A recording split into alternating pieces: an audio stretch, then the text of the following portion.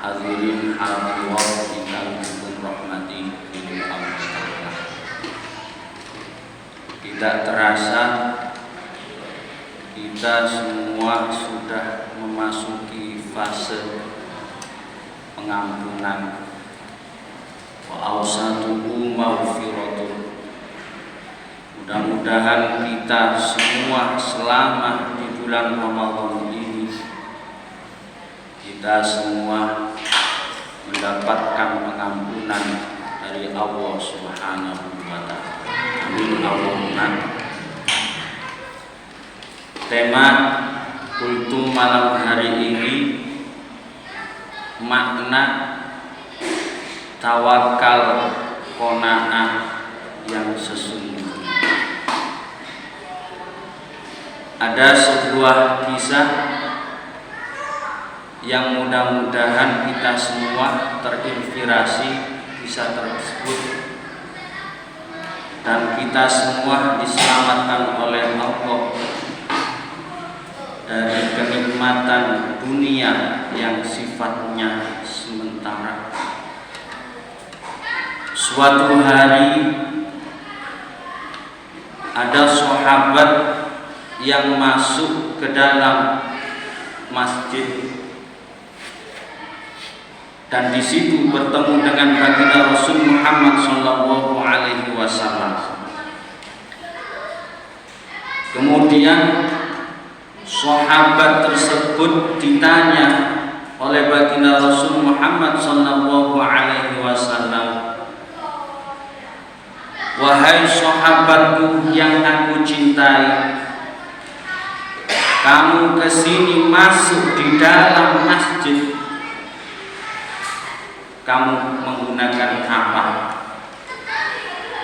Kemudian dijawabnya Rasulullah, "Saya masuk ke dalam masjid ini menggunakan unta." "Sudahkah unta kamu ikat?" kata baginda Rasul Muhammad sallallahu alaihi wasallam. "Tidak baginda Rasul, karena ketika aku masuk ke dalam masjid, maka diriku kupasrahkan semuanya kepada Allah Subhanahu wa Ta'ala." Apa yang dikatakan sahabat tersebut maka dijawab dan dipertegas oleh baginda Rasul Muhammad sallallahu alaihi wasallam. "Wahai sahabatku, sesungguhnya ketawakalanmu, kepasrahanmu kepada Allah Subhanahu wa Ta'ala itu salah. Hendaknya kamu mengikat untamu, kemudian kamu masuk ke dalam masjid dan di dalam masjid kamu memasrahkan dirimu." Ma'asyiral muslimin wa sumratal mu'minin rahimakumullah. Selama ini kata-kata kepasrahan diri kita kepada Allah Subhanahu wa Ta'ala suka diartikan dengan arti yang salah, yang seharusnya sebagaimana contoh ketika kita dalam keadaan lapar, kita makan, setelah kita makan kita pasrahkan kepada Allah Subhanahu wa Ta'ala. Kenyang tidaknya itu adalah urusan Allah Ta'ala. Ketika kita dahaga, kita minum, baik hilang tidaknya dahaga kita pasrahkan kepada Allah Subhanahu wa Ta'ala. Ada orang sakit, kemudian berobat, sembuh tidaknya dipasrahkan kepada Allah Subhanahu wa Ta'ala. Sebagaimana baginda Rasul Muhammad sallallahu alaihi wasallam berkata,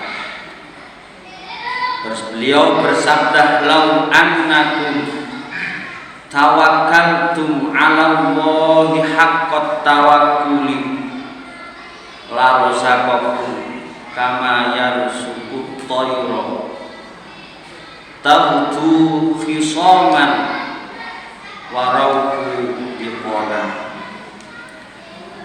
Sungguh seandainya kalian bertawakal kepada Allah Subhanahu wa ta'ala dengan sebenar-benarnya takwa,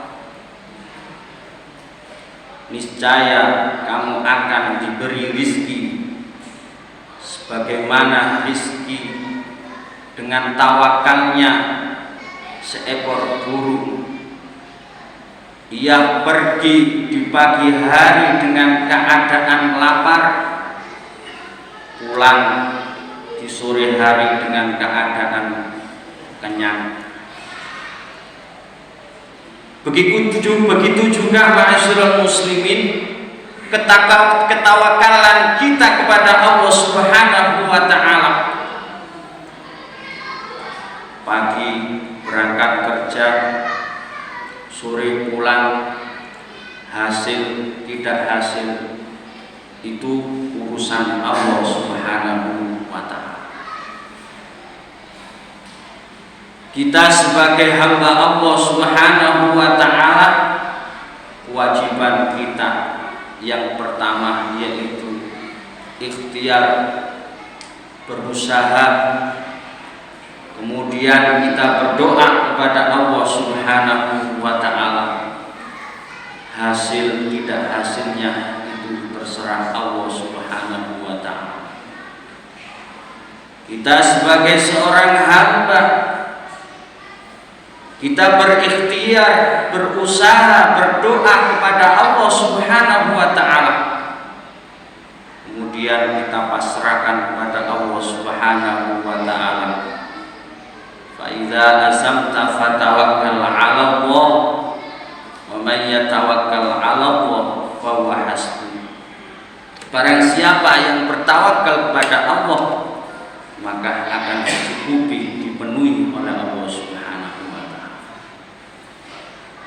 Di samping hadirin ma'asyiral muslimin wa suratal mu'minin rahimakumullah, kita bertawakal kepada Allah Subhanahu wa ta'ala, kita harus mempunyai sifat qanaah. Baginda Rasul memerintahkan kepada kita, jadilah kamu orang yang wara', orang yang menjaga syubhat, terlebih perkara yang haram. Maka kamu akan dijadikan oleh Allah Subhanahu wa ta'ala orang yang banyak melakukan ibadah, dipermudah untuk melakukan kebaikan.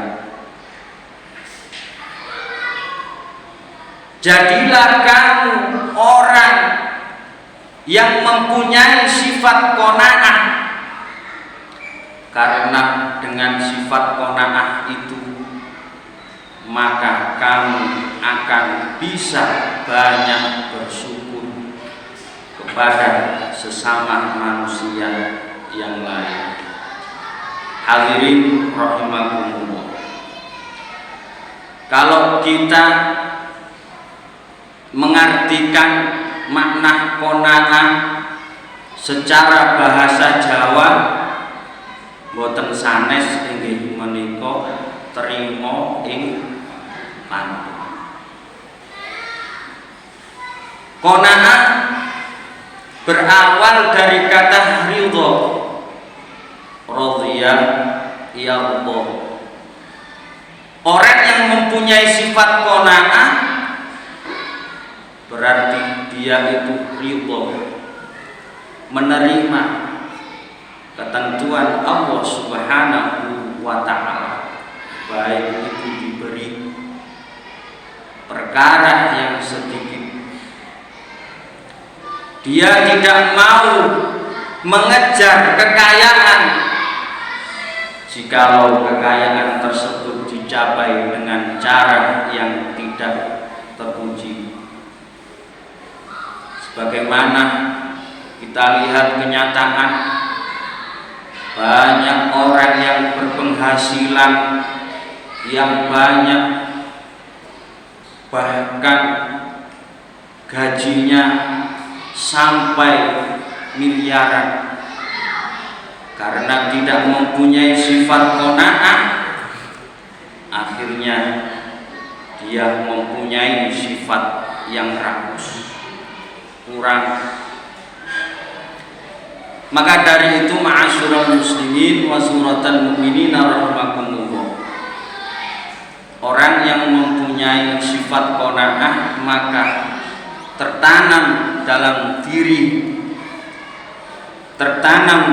dirinya 5 hal. Yang pertama diantaranya, dirinya bisa menerima apa adanya.